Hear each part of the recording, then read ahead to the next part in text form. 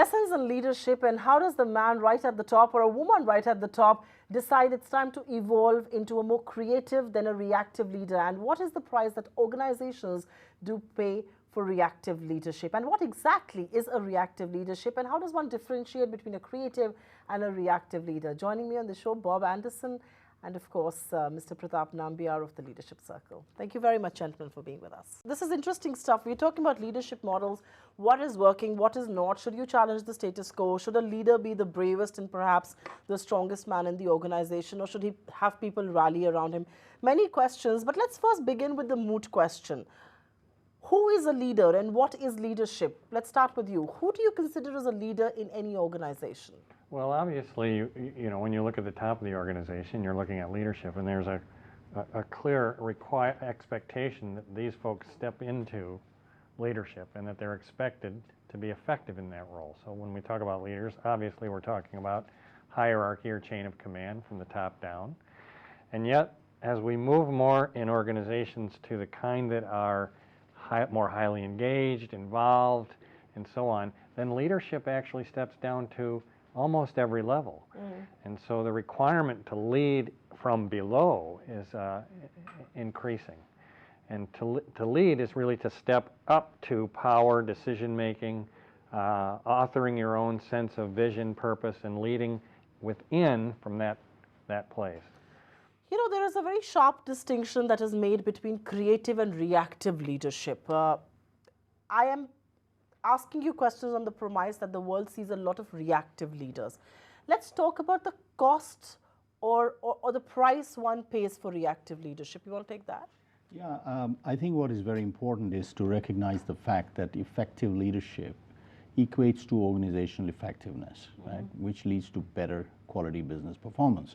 So we see a very high correlation between leadership effectiveness and business performance. The converse of that is that when you don't perform as well as you do, you're supposed to do, then you're ineffective. And there is a cost that you have to bear for ineffective leadership, because what is actually happening is you're not doing as well as you should be doing, because there is a very high lever that you get, which is about 38% leverage that you actually get from leadership, which actually gives you competitive advantage. That's right. So we have devised a process of assessing that in terms of how much of your leadership actually contributes to effectiveness. You know, it's an interesting thing that Mr. Nambiar is talking about, that you have you've devised how and what is the cost of reactive leadership. Would you like to share details with us of what kind of data has come about? Are there more effective leaders in the developed countries versus the developing countries as we develop? I mean, what sort of data analysis have you done on this? Well, we've done quite a bit. We still have an emerging Indian norm base, so it's not as strong as we have in the Western world. So our norm base is global, but it's also mostly Western at this point.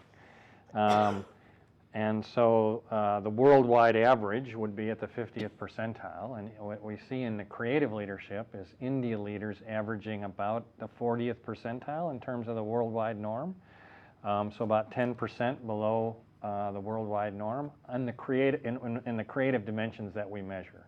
In the reactive dimensions that we measure, we see scores at about the 80th to 85th percentile, which suggests that India leaders are more reactive than the worldwide norm significantly, principally in the dimensions of high control and high complying.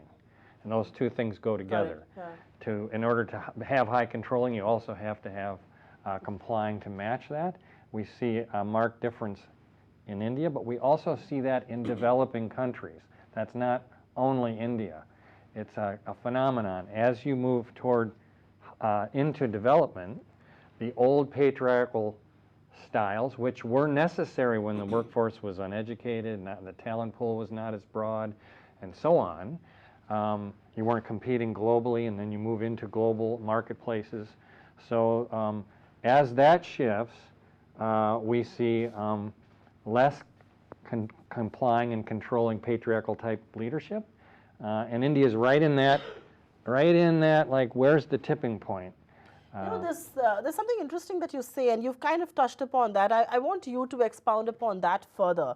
Why is there a need to move to creative leadership, and how would you describe creative versus a reactive leadership? I'm going to come to you, but I also want you to talk about that. I mean, why is there this need to move to the creative leadership model all across the world, India included? So there is a great correlation between the two, and I'm sure this is Bob's work, so Bob identifies very strongly with it, and I'm sure he will add to it as well, is that there's a correlation between reactive and creative styles. So the creative competencies and the reactive tendencies have an inverse relationship, which means that as your reactivity goes up, your creativity comes down.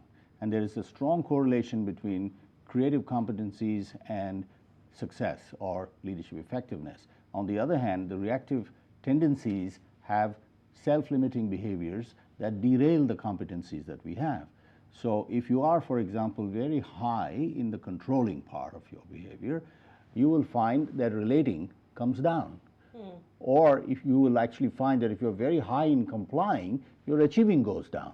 If you're very high in protecting behavior, trying to keep safe and analytic and what have you, and protecting yourself, you'll find that authenticity, for example, systems thinking, self-awareness goes down. So that's the reason why creative competencies are very critical. The reactive tendencies derail.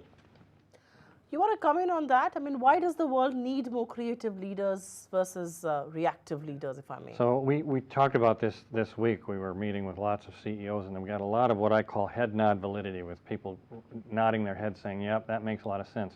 So when you talk with leaders, even here in India, there's a general sense that in order to compete now, we need to be more agile in our cultures. We need to have organizations that are more adaptive, more innovative, more creative, especially as complexity increases and volatility increases around the world. You need to be able to reinvent the organization on an ongoing basis.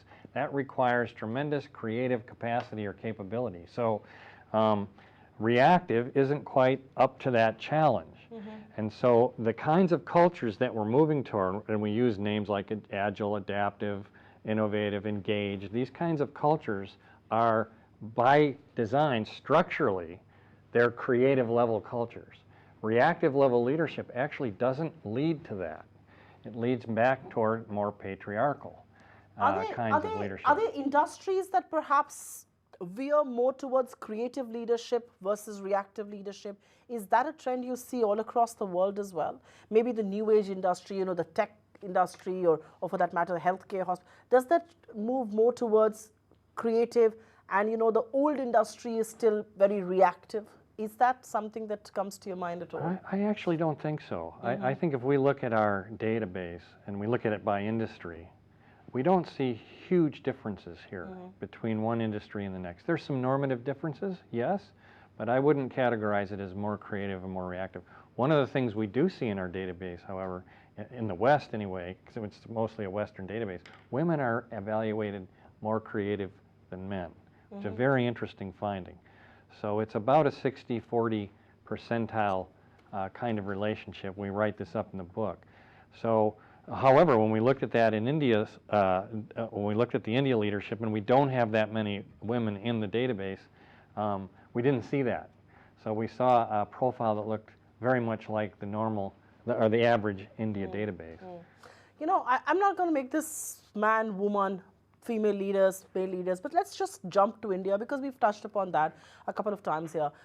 How does India compare with the rest of the world? I mean, you know, we say we are a developing nation. Our corporates are multinationals now. Have they evolved as leaders? Are we still living, at least the leadership model, is it very similar to what it was 20 years back? The guy at the top is the boss and everybody else follows what his cues are. There is a shift. There's no doubt about that. There is a clear shift in the right direction. However, is that enough? Not really so, because we also asked them, what is your concept of an ideal leader in India? And we also looked at it from the basis of the rest of the world, asking them the concept of what they think is their concept of the ideal leader. And what we find here is that Indians are asking for more controlling behavior, more complying behavior than their contemporaries around the rest of the world. So there is a sense that they have, which is that if a leader wants to be successful in India, they sense that a little bit more controlling and a little bit more complying behavior tends to help. You know, it's interesting because the question we actually asked, we got 50,000 leaders around the world to respond to, describe the kind of leadership that, if it existed, would allow your organization to thrive in its current markets and into the future. So we have a whole worldwide database on what we call the ideal leader. When you said a little bit more reactive, a little bit more controlling, actually, there was almost 50 percentile points difference, 50 percentile points difference in the desired level of control in India versus the rest of the world. So when we looked at it, the desired level of control was at the 62nd percentile of the worldwide current norm. So whereas the rest of the world is wanting that to be about 15%. So it's a very big difference between how India leaders value controlling and complying, yet at the same time, in terms of the creative dimensions, they're right up there describing that as very important and to be effective. Is it fair to presume here that the reactive leaders are seen as, you know, the stronger leaders, the guys who are more dynamic because they assume this control, they assume this authority, and we are perhaps still living in that mindset? Is it fair to assume that? There is some element of that because there is a cultural tendency. Don't forget that there is a level of cultural subservience that we see here, which is far more than in the West. There is also a tendency, we were having this discussion today in our meeting in Delhi, about the importance of the boss knowing or having all the answers. He's expected to have all the answers, and there is that level of acceptance from the boss as well. So this aspect is probably shaping some of that. There is also the other aspect, which when we speak to CEOs, what they tell us is that yes, there is a challenge that we face because quite often we don't necessarily have the right level of talent below us. So we've got to step up to the plate and make do for that or make up for that. And so there's a great deal of telling that goes on and directing that goes on. And therefore, the people also get used to that. And so they're complying. So this kind of feeds on itself.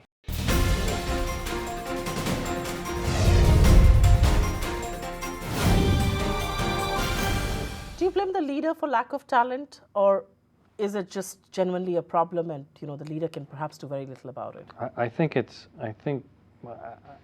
my hypothesis around that, not having lived here and worked here and knowing the culture, is that that's a function of development. So I was here in 1981, very different country.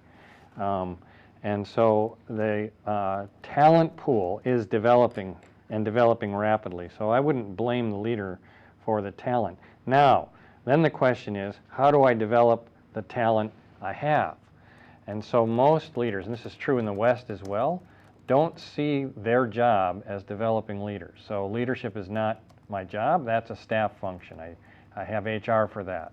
And HR can be a valuable ally, but we're now seeing that leadership is a competitive advantage, and in that sense, it's a business imperative, especially in times of increasing complexity and volatility and so on. You need, the most successful organizations will be the best led, and that's true not only individually, but more important, collectively. How we, as a senior leadership, extended leadership team, show up together to collectively and effectively lead the organization is more and more of a premium. So the top job, the CEO's agenda, if you will, needs to include, my job is to develop the leadership in this organization. So nurturing talent is as much your job and as much your... Correct. I want to talk to you about India, and you know, there's something that originally came to my mind, and we were talking about this before we walked into the studios, is, you know, it's all very good to talk about good leaders, but the peculiar thing about India is that, and please correct me if I'm wrong, and what does your study show, are professionally managed companies different from the family-run businesses? Is there a streak of difference? Because here you are, you also own the business, you're not just a top manager there.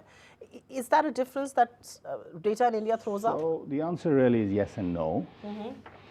We are actually seeing two types of trends. One is that Indian companies are beginning to evolve and compete with multinationals in a way that they have never done before.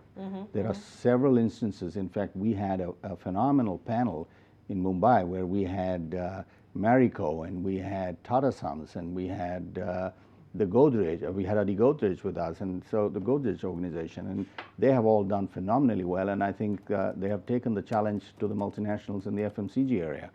So we are seeing a significant shift there. However, if you look at multinationals as a whole, generally, you will find that the culture is rather different there as opposed to Indian-led and family-led businesses, which are still evolving and they still have some ways to go, particularly when it comes to leadership development, because they don't quite get it, and some of the Indian companies think still that leadership development means that we've got to send people out to go and get some classroom training, or maybe sometimes send them off to Harvard or send them to one of the Western universities, and that should be good enough. So they tend to confuse investing in skills and training and competencies as being leadership development, as opposed to shaping the structure of the mind. I want to talk to you about something about leaders, because if you speak to a lot of them, you can blame them for being creative or reactive, but the fact is it's very lonely at the top. You know, not too many people can just walk into your room and tell you, dude, you're not doing things right, or, you know, you need to evolve or you need to change. Perhaps, I mean, you know, when we open this, it's a tricky issue, you know. How do you tell a leader what you're doing is wrong and you need to evolve? So how open are leaders to getting feedback? And if I may expand upon this point further, that, you know, how and when is the time, and who can tell the leader, you need to evolve your style of leadership, it's not working? Yeah, you raise a really great point. I think the higher you go, one, the less development you actually take on. So actually, senior leaders actually do less development in terms of their own development. Partly that's the press and the busyness of those roles, and partly it's the trapping of success, right? I've got it nailed. So, but also they get less and less feedback because people are afraid to tell them the truth. And so this is what actually got me into 360 assessment and leadership assessment in the first place. I was watching leaders who were championing very innovative vision and bold cultural change efforts, acting in ways that completely undermined the very thing that they were trying to create. And they didn't see it, and nobody would tell them.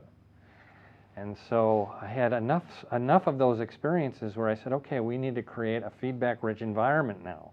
And so how do we, one, assess it, and then two, create, in the way we work with senior leadership teams, the ability to tell the truth to each other, to hold each other accountable for development, support each other on development, and so on. And that's the kind of work we're doing around the world right now. I want to add to that, Supriya, because I have been talking to and working with over 500 leaders in India so far, and I have to tell you that there is a great deal of sensitivity to this issue of receiving feedback, because they're not used to it. And the times when I've had the most amount of success in terms of transforming them is where the leader has realized that he or she is losing her mojo. And, you know, things are not quite working out. I don't understand why. I don't know what's going wrong. I need help. So until they reach that stage where they believe that they have to do something different, they're really not very open to feedback. And when you tell them things that they're not used to hearing, they find it very difficult to receive that. So there is a great amount of resistance to it. I also want to talk to you about the leaders and the style of leadership in big entrenched organizations that have existed for 50, 60, 80, 100 odd years, vis-a-vis leadership with startups, you know, who the billion-dollar babies. They're making it really big. They're making all kinds of news across the world. Is leadership different there? I mean, do they see themselves as leaders, as the CEO of a big multinational perhaps would? You want to take that on? Yeah, I can share with you my India experience in the sense that there is a significant difference. We are working, when I say we, there's Ravi Venkatesan, who is now the chairman of Bank of Baroda, and myself are working on a very interesting project on mentoring and coaching startup leaders. And we've been working with a pool of leaders. Average age is about 30, 32. We find there's a huge difference in terms of the openness, in terms of the lack of arrogance, you know, in terms of the hunger, the energy, the drive. Very different from organizations, as you said, which are like 50, 60, 70, 100-year-old companies, where these are people who are well settled into processes and well established and got a structured way of thinking, which they would then find difficult to shift. these younger leaders have very good leadership quotient scores as well that we are seeing, which far exceeds the average Indian leadership quotient number. But is that because they are very small right now? Is that because they're almost working with their friends and peers setting up these businesses, and which is why perhaps it's different? It would be. I think they're very comfortable. They're also very relaxed. They're very chilled out people. They all come from very good technology background, and a lot of them are people who are leveraging technology in a big way, and I guess they are far more, therefore, informal in their styles of working. You know, but you're right. Yeah, there is a possibility that as the organization gets much bigger and more complex, you might see some shifts and changes, and they might actually fall into the same cultural pattern as well. Does that happen around the world? As you grow bigger, you also perhaps don't just get better, but you get worse? I don't know if it's worse. Complexity can outpace development. So that we have a lot of venture capital, private equity companies now working with us because they can grow and scale a young business like that until it grows to a certain point where the complexity outstrips the capacity of the leadership, and then it becomes a leadership development capability in order to keep scaling the business. My experience this week was really interesting. I had a lot of young entrepreneurs come up to me after the presentation and really quite open and humble, actually, saying, wow, I see myself in this. I learned so much. I'm this kind of a leader, and they talk about controlling or protecting or and so on. So I found them quite hungry and open. By the same token, and I won't mention a name because, or an organization, we had the CEO of a major corporation on our panel discussion, and he was amazing in terms of his openness to learning and what he's learned himself about his own leadership. So I don't think there's a hard and fast rule here, but I do think that there's a younger, more fluid entrepreneurial openness in those organizations. You know, I want to wrap this up by talking more big picture and by taking this debate forward and really asking you, can leader themselves, can the CEO himself be the guy who challenges status quo? Or do leaders prefer to play it safe for obvious reasons? If a leader falls or if a leader falters and if he makes the mistake, it's the organization that really pays a price for this. Are leaders brave enough to not play it safe? I think here we need to bring in another angle altogether, which is the role of the board. This is an important governance issue because to a large extent, in fact, many times I have been brought in by the board to have a conversation with the CEO because the board feels it's time for the CEO to reinvent himself or herself. And there is a reluctance to do that. So sometimes it is the board that drives that agenda for transformation. At times, the CEO himself is able to see the trends and recognize that complexity has outpaced the collective consciousness or thinking and belief systems of himself and his people, and therefore something different needs to be done. So in either of these instances, I actually see CEOs awakening to the fact that they have to do something different. You want to comment on that? CEOs realize they have to be different, they have to evolve, than just be reactive? Yeah, I think going back to your original question, the illusion is that the cautious path is the safe path. And it's actually not. So there's no safe way to be great, and yet the higher you go, the kind of bigger the stakeholders get, the bigger the stakes get, and the further the fall is for everybody involved. And so we hear a lot, I don't do the same kinds of things I did that got me here. And that has to do with courage and risk-taking and so on. And yet that's a requirement. And so reactive leadership at its core is a play not to lose game. It's organized, whether we're aware of it or not, around staying safe. Creative leadership accepts the inherent risk of leadership and plays to win. But plays to win, and plays on purpose, and plays to create the organization that we aspire to, and that's needed to fulfill on the mission, and so on. That's the essential difference between reactive and creative leadership. So a quick closing question then. How much of a role do people below the leader play in making him evolve into another leader? How much of a role do to middle management or even the top management for the matter. I'm not talking about the board. Of course, the board will tell the leader what to do and he jolly well will have to do it. But how much of a role does the organization at large play for a leader to evolve? If there's an open dialogue, and that's a big if. When we work with organizations, they'll often tell us after a year or so that the difference that's really made all the difference is we can now tell the truth to each other. And we can really cut through complex issues, we can give each other feedback, and we can up everybody's game.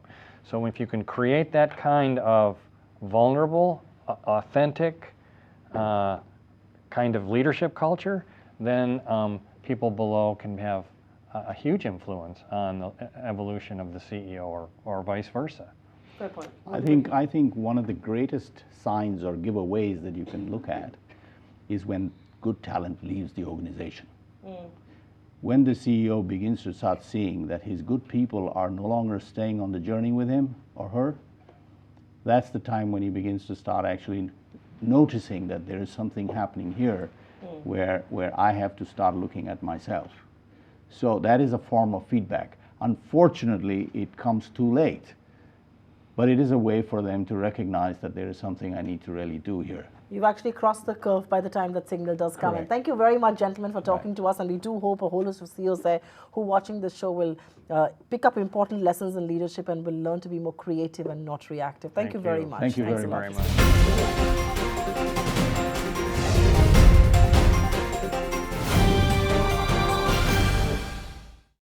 Find us on Facebook at facebook.com/etnow and don't forget to click the like button. You can also follow us on Twitter at etnowlive. To stay updated with all our programming, hit the subscribe button on our YouTube channel by logging on to youtube.com/user/etnow.